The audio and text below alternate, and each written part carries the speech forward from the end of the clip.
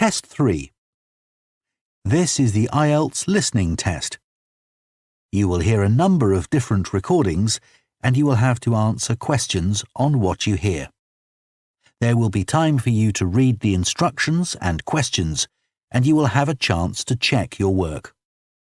All the recordings will be played once only. The test is in 4 parts. At the end of the test, you will be given 10 minutes to transfer your answers to the answer sheet. Now turn to Part 1.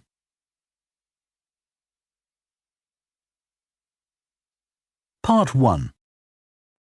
You will hear a woman phoning to ask about a summer cycling camp for her young son who is called Charlie. First, you have some time to look at questions 1 to 5.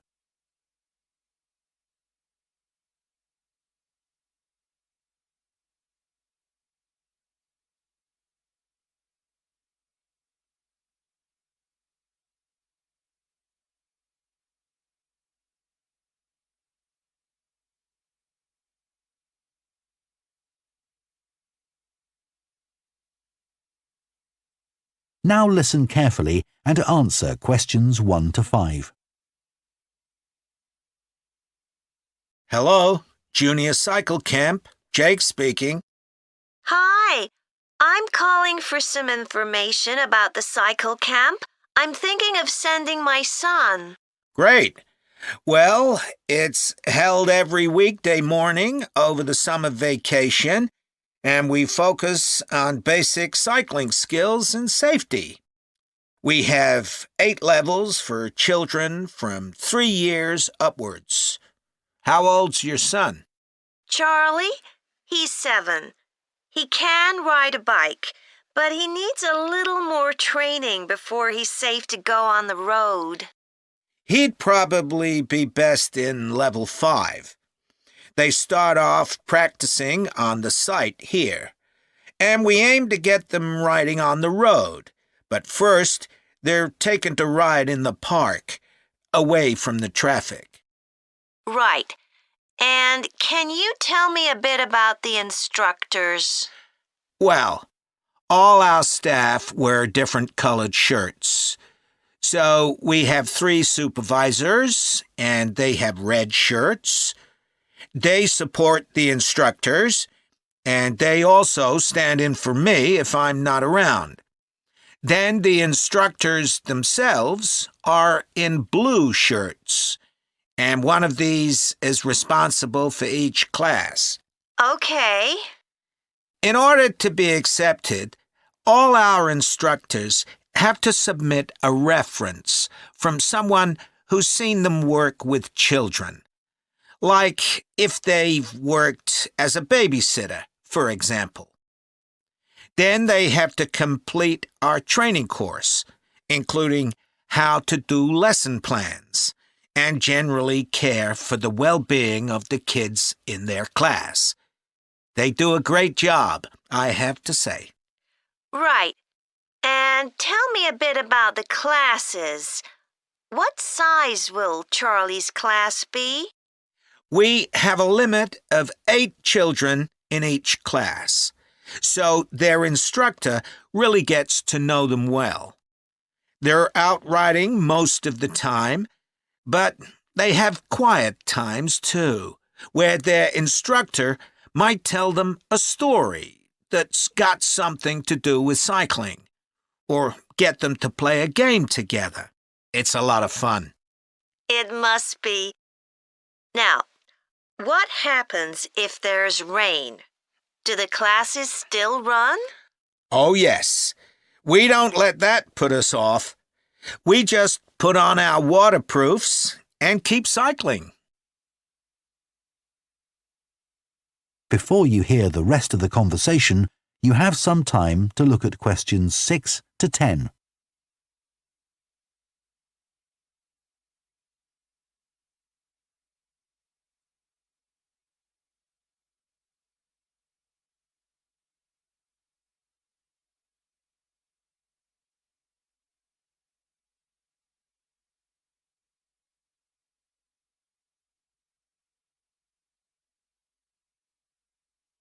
Now listen and answer questions 6 to 10. And is there anything special Charlie should bring along with him? Well, maybe some spare clothes, especially if the weather's not so good. And a snack for break time? How about a drink? No, we'll provide that. And make sure he has shoes, not sandals. Sure. And just at present, Charlie has to take medication every few hours, so I'll make sure he has that. Absolutely.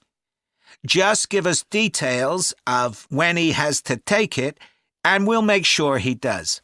Thanks. Now, there are a few things you should know about day 1 of the camp. The classes normally start at 9:30 every morning, but on day 1, you should aim to get Charlie here by 9:20. The finishing time will be 12:30 as usual. We need the additional time because there are a few extra things to do. The most important is that we have a very careful check to make sure that every child's helmet fits properly. If it doesn't fit, we'll try to adjust it, or we'll find him another one. But he must wear it all the time he's on the bike. Of course. Then, after that, all the instructors will be waiting to meet their classes, and they'll meet up in the tent. You can't miss it, and each instructor will take their class away and get started. Okay, well, that all sounds good. Now, can you tell me how much the camp costs a week? $199. We've managed to keep the price more or less the same as last year. It was $190 then. But the places are filling up quite quickly. Right. Okay, well, I'd like to book for the... That is the end of Part 1. You now have half a minute to check your answers to Part 1.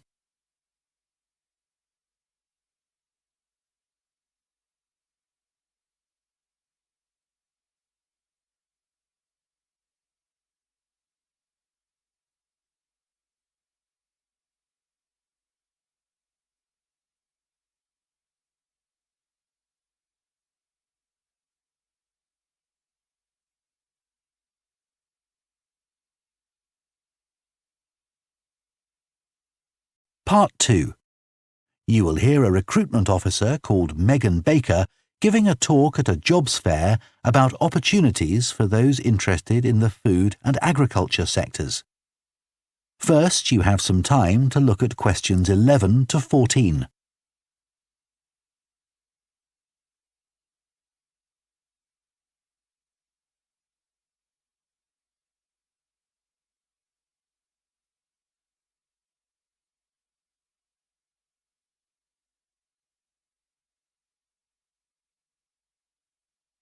Now listen carefully and answer questions 11 to 14.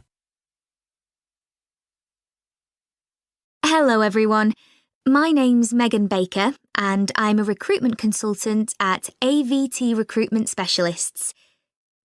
Now, our company specialises in positions that involve working in the agriculture and horticulture sectors, so that's fresh food production, garden and park maintenance and so on. And these sectors do provide some very special career opportunities. For a start, they often offer opportunities for those who don't want to be stuck with a 40-hour week, but need to juggle work with other responsibilities, such as childcare. And this is very important for many of our recruits. Some people like working in a rural setting, surrounded by plants and trees instead of buildings, although we can't guarantee that. But there are certainly health benefits, especially in jobs where you're not sitting all day looking at a screen, a big plus for many people.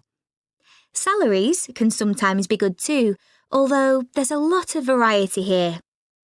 And you may have the opportunity in some types of jobs for travel overseas, although that obviously depends on the job, and not everyone is keen to do it. Of course, working outdoors does have its challenges. It's fine in summer, but can be extremely unpleasant when it's cold and windy. You may need to be pretty fit for some jobs, though with modern technology, that's not as important as it once was. And standards of health and safety are much higher now than they used to be, so there are fewer work-related accidents.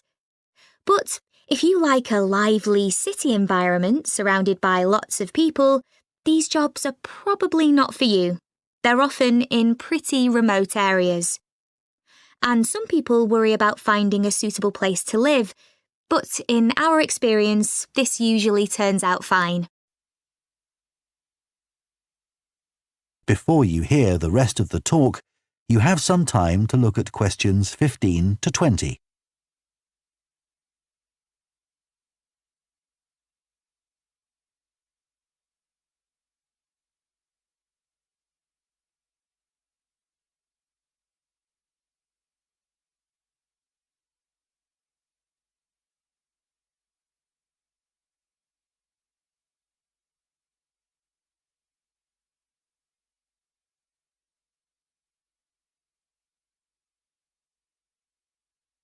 Now listen and answer questions 15 to 20.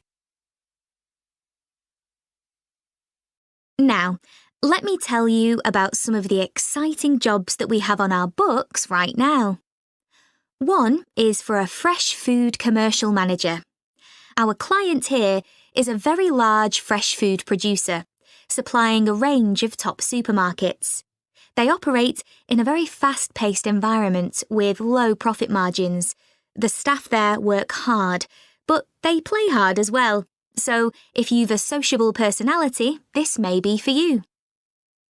We have an exciting post as an agronomist, advising farmers on issues such as crop nutrition, protection against pests, and the latest legislation on farming and agricultural practices. There are good opportunities for the right person to quickly make their way up the career ladder, but a deep knowledge of the agricultural sector is expected of applicants. A leading supermarket is looking for a fresh produce buyer who is available for a 12-month maternity cover contract. You need to have experience in administration, planning and buying in the fresh produce industry, and in return will receive a very competitive salary. We have also received a request for a sales manager for a chain of garden centres. You will be visiting centres in the region to ensure their high levels of customer service are maintained. This post is only suitable for someone who is prepared to live in the region.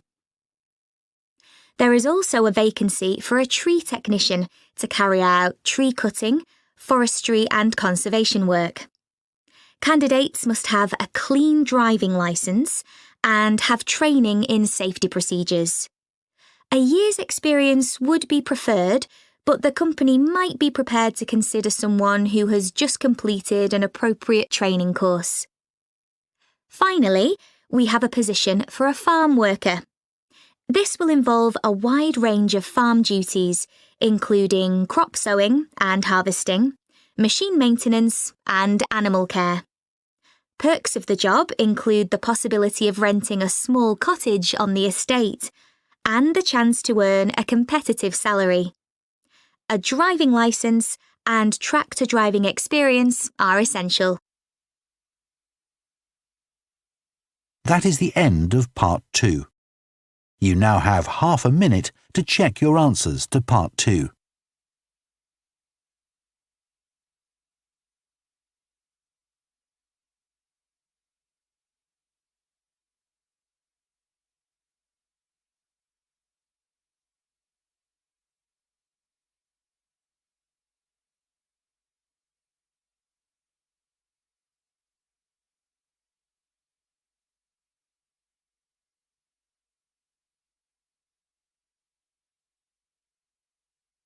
Part 3. You will hear two food science students called Adam and Rosie starting to plan their presentation on diet and obesity. First, you have some time to look at questions 21 to 24.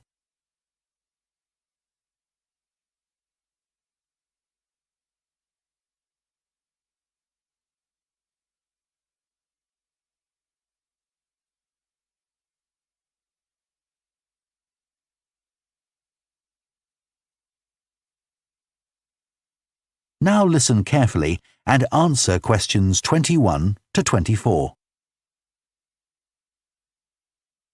OK, Rosie, shall we try to get some ideas together for our presentation on diet and obesity? Sure.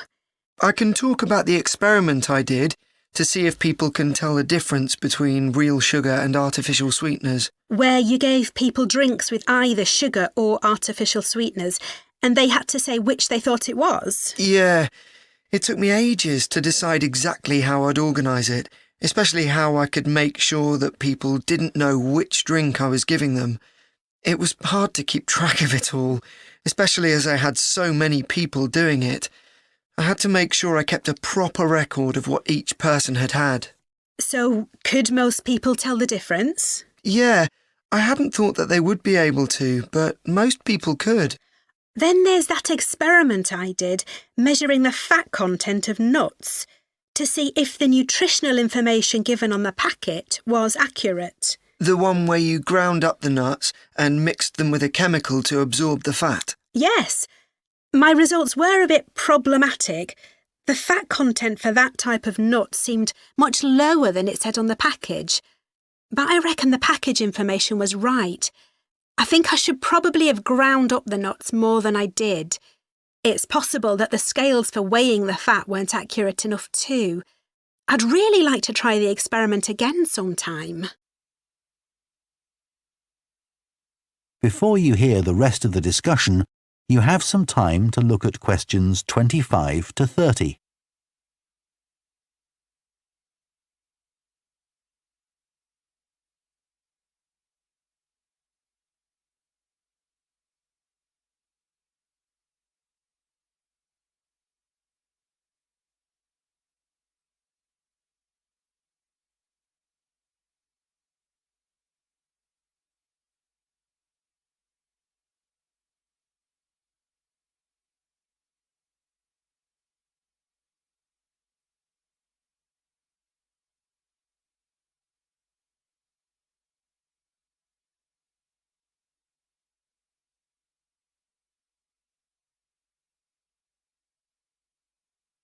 Now listen and answer questions 25 to 30. So, what can we say about helping people to lose weight? There's a lot we could say about what restaurants could do to reduce obesity. I read that the items at the start of a menu and the items at the end of a menu are much more likely to be chosen than the items in the middle. So, if you put the low-calorie items at the beginning and end of the menu, people will probably go for the food with fewer calories without even realising what they're doing. I think food manufacturers could do more to encourage healthy eating. How? Well, when manufacturers put calorie counts of a food on the label, they're sometimes really confusing, and I suspect they do it on purpose, because food that's high in calories tastes better, and so they'll sell more. Yeah, so if you look at the amount of calories in a pizza, they'll give you the calories per quarter pizza, and you think, oh, that's not too bad. But who's going to eat a quarter pizza? Exactly. I suppose another approach to this problem is to get people to exercise more. Right. In England, the current guidelines offer at least 30 minutes of brisk walking 5 days a week. Now, when you ask them, about 40% of men and 30% of women say they do this. But when you objectively measure the amount of walking they do with motion sensors, you find that only 6% of men and 4% of women do the recommended amount of exercise. So you can see why obesity is growing. So how can people be encouraged to take more exercise? Well, For example, think of the location of stairs in a train station. If people reach the stairs before they reach the escalator when they're leaving the station, they're more likely to take the stairs. And if you increase the width of the stairs, you'll get more people using them at the same time. It's an unconscious process and influenced by minor modifications in their environment. Right. And it might not be a big change, but if it happens every day, it all adds up. Yes, but actually, I'm not sure if we should be talking about exercise in our presentation. Well, we've done quite a bit of reading about it.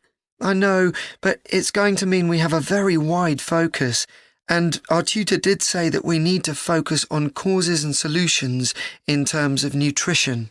Oh, I suppose so. And we've got plenty of information about that. OK, well, that will be simpler.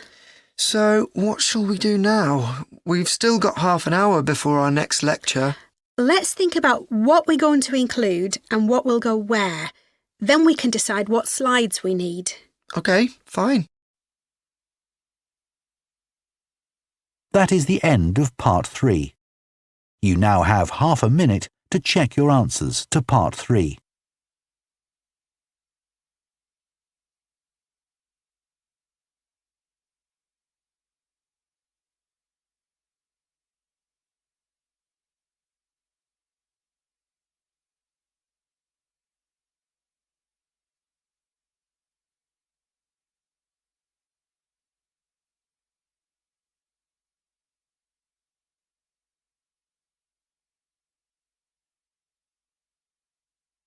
Part 4.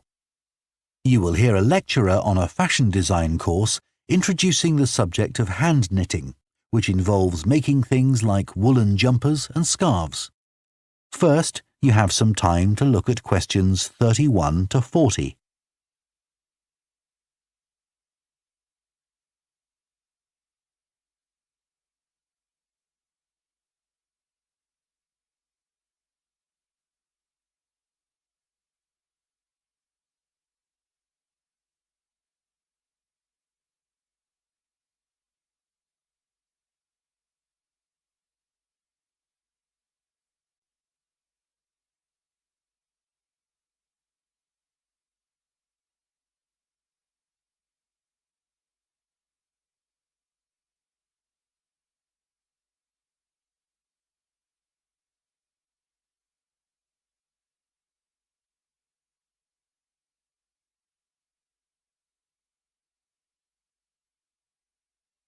Now listen carefully and answer questions 31 to 40.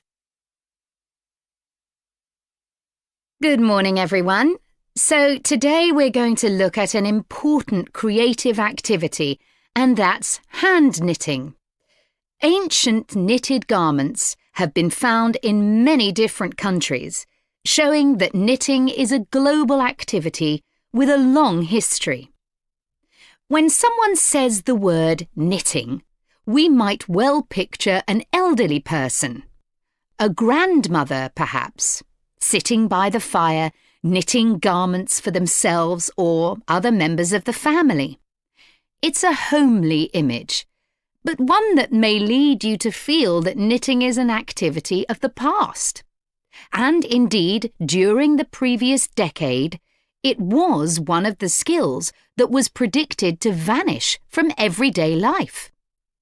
For although humans have sewn and knitted their own clothing for a very long time, many of these craft-based skills went into decline when industrial machines took over, mainly because they were no longer passed down from one generation to another.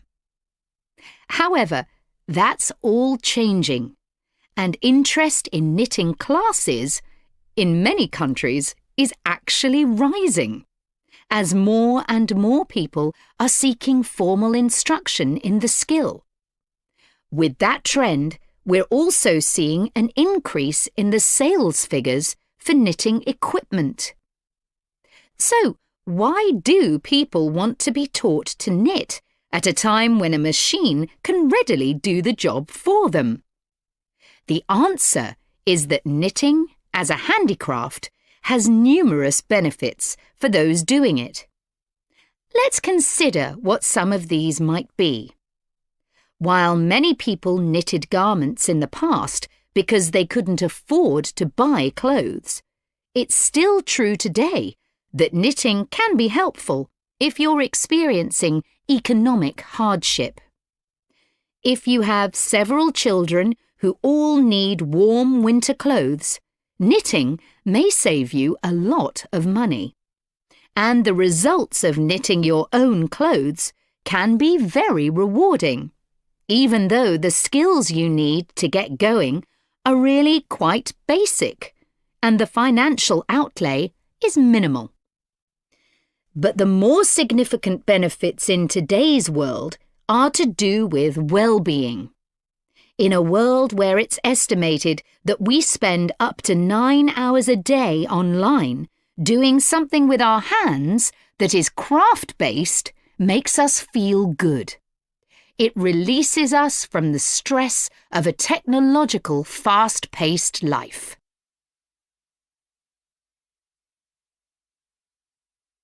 Now, let's look back a bit to early knitting activities. In fact, no one really knows when knitting first began. But archaeological remains have disclosed plenty of information for us to think about.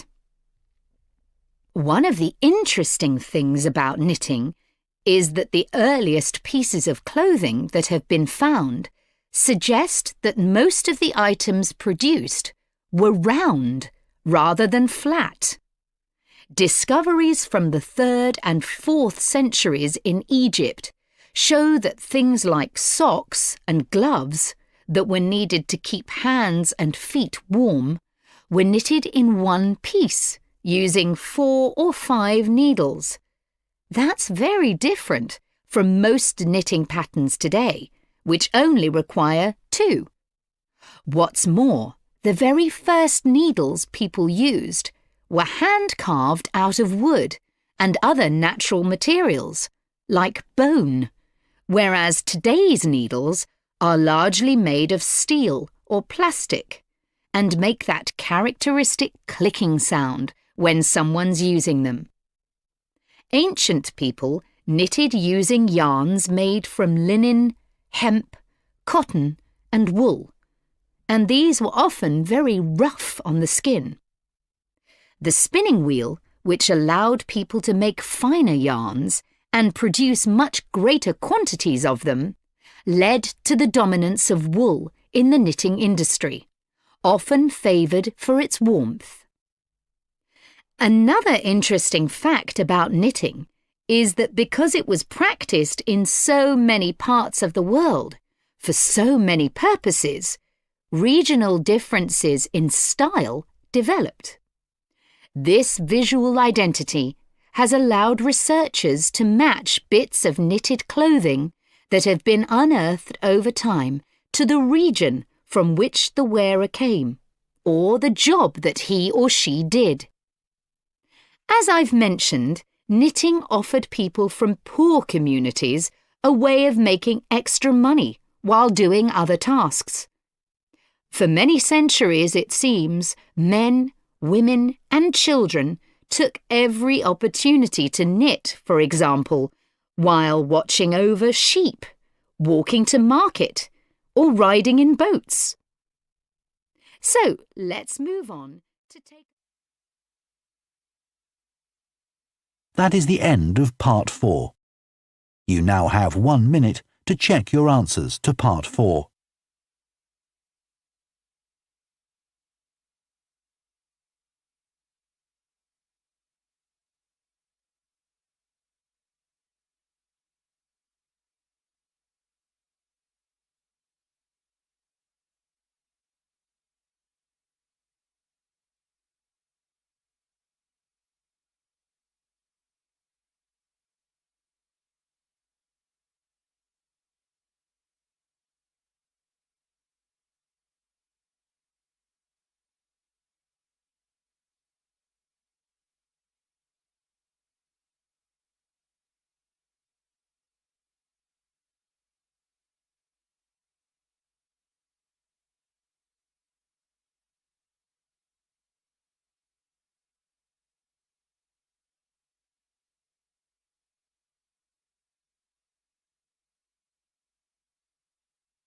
That is the end of the listening test. In the IELTS test, you would now have 10 minutes to transfer your answers to the answer sheet.